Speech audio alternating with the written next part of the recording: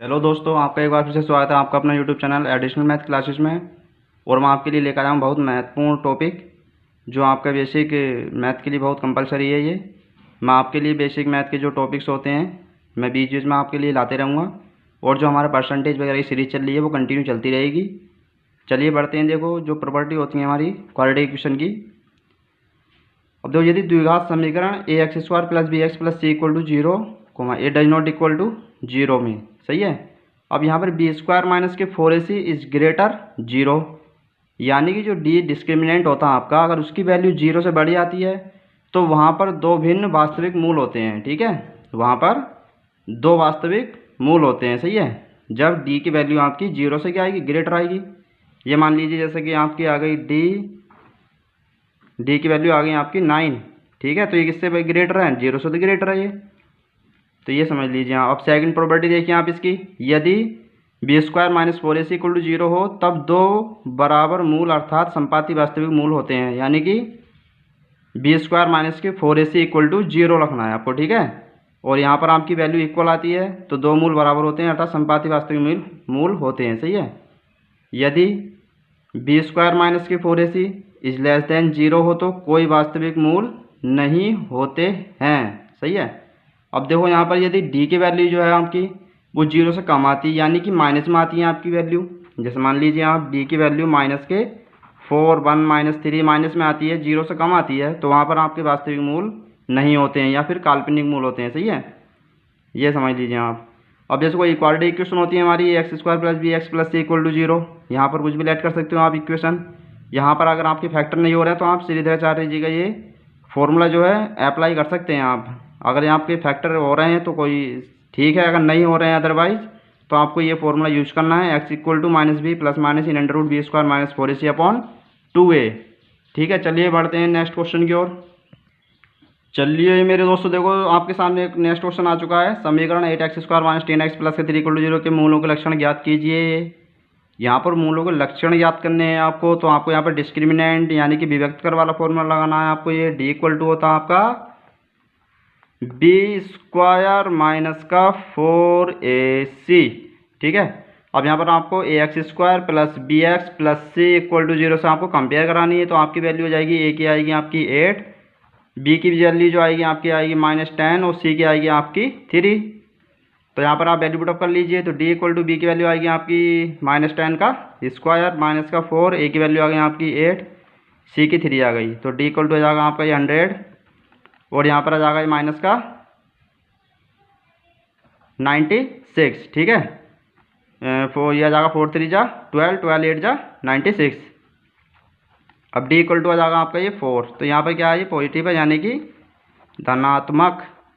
अब यहाँ पर जो जीरो, अब यहाँ पर ये देखिए आप, जीरो से वैल्यू यहाँ पर जो 4 है कम है ज़्यादा है, तो यहाँ पर क्या है हमारी पॉजिटिव है, ज़्यादा है जीरो से। ठीक है, तो यहाँ पर आपके क्या होंगे, मूल वास्तविक एवं असमान होंगे। ठीक है, तो यहाँ पर लिख लेना मूल वास्तविक व असमान होंगे। जो मैंने आपको प्रॉपर्टी लिखवाई उसी के अकॉर्डिंग कर रहा हूँ मैं। ठीक है, चलिए बढ़ते हैं नेक्स्ट क्वेश्चन की ओर। देखिए मेरे प्यारे दोस्तों, नेक्स्ट क्वेश्चन आ चुका है आपके सामने। द्विघात समीकरण 2x square minus 4s plus 3 equal to zero का विभक्त कर ज्ञात कीजिए और फिर मूलों की प्रवृत्ति ज्ञात कीजिए। डिस्क्रिमिनेंट निकालना है आपको यहाँ पर। तो 2x स्क्वायर, तो यहाँ पर आपको फाइंड करना है। तो ए की वैल्यू आ जाएगी आपकी 2, A X square plus B X plus C equal to zero से इक्वेशन जो आपको कंपेयर करानी है। ए की वैल्यू 2, बी की आ जाएगी आपकी -4, सी की वैल्यू आ जाएगी आपकी 3। तो विभक्त कर जाने की डिस्क्रिमिनेंट फाइंड करने के लिए डी इक्वल टू होता है हमारा फॉर्मूला बी स्क्वायर माइनस का 4ac। तो डी इक्वल टू होता है माइनस बी का जो स्क्वायर हो जाएगा माइनस के 4, ए की वैल्यू 2 इंटू सी की 3 आ जाएगी। तो डी आ जाएगा आपका ये 16 और माइनस का 8, 4 2 जा 8, 3 जा 24, ये आ जाएगा आपका माइनस का -8 आ जाएगा यहाँ पर, सही है। 14 में 6 माइनस करोगे तो 8 आ जाएगा। अब यहाँ पर ये देखो जो वैल्यू है आप, तो यहाँ पर ये जीरो से क्या है, छोटी है, क्योंकि माइनस में है ये जीरो। ठीक है, माइनस से जो डिजिट हमारी ये हमारी माइनस में है। ठीक है, माइनस का 8 है यानी कि निगेटिव में है, तो ये जीरो से क्या है आपकी वैल्यू ये छोटी है। तो इसलिए यहाँ पर आपका नेचर जो मूलों की प्रकृति होगी वो होगी आपकी कोई वास्तविक मूल नहीं है, ठीक है। समीकरण के कोई वास्तविक मूल नहीं है, ये मैं आपको प्रॉपर्टी लिखवा चुका हूँ। कोई वास्तविक मूल नहीं है,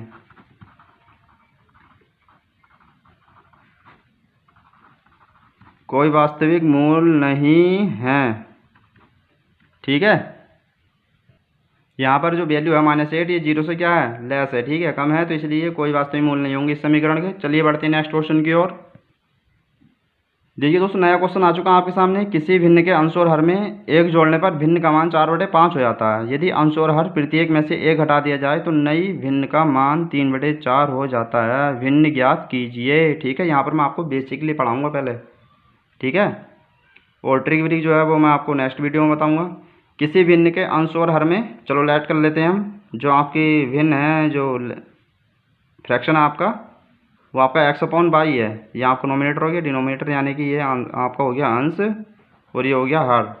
अब यहाँ पर ये देखिए, यहाँ पर किसी भिन्न के अंश और हर में एक जोड़ने पर, ठीक है, तो अंश में एक जोड़ दो, हर में एक जोड़ दो, तो भिन्न का मान जो है इसका कंप्लीट जो हो जाता है वो 4/5 हो जाता है। अब यहाँ पर आपको कुछ नहीं करना, क्रॉस मल्टीप्लाई करानी है, तो यह आ जाएगा आपका 5x + के 5 = 4y + का 4। तो यहाँ पर आपकी जो इक्वेशन आएगी ये आ जाएगी आपकी 5x - 4y = ये प्लस का 4 है, ये +5 राइट में आ गई तो माइनस के 5 आ गया, +4 माइनस का 1 आ गया, तो आपकी इक्वेशन फर्स्ट आ गई। अब उसके बाद नेक्स्ट क्वेश्चन पढ़िए, देखिए आप।